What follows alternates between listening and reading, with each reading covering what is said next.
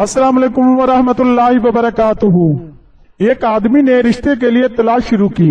रिश्ते की तलाश करते करते इसकी उम्र निकल गई। आखिर एक लड़की पसंद आई तो रिश्ता भेज दिया। लड़की ने 2 शर्तें रखी और शादी पर तैयार हो गई। पहली ये कि हमेशा जवानों में बैठोगे।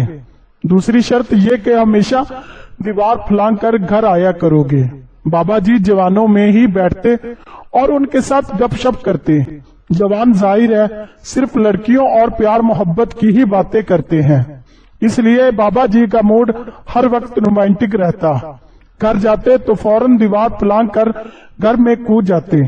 आखिर एक दिन बाबा जी के पुराने जानने वाले मिल गए।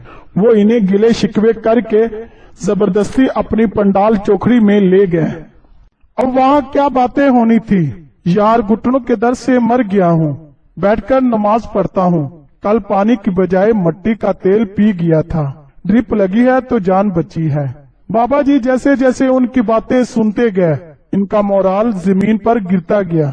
जब मजलिस खत्म हुई तो बाबा जी घर को रवाना हो गए। घर पहुंचकर दीवार को देखा तो दीवार की बजाय वो दीवार चीन लगी।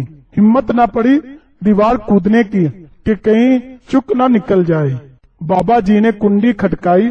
अंदर से बीवी बोली, इसीलिए बोला था जवानों के साथ बैठा करो।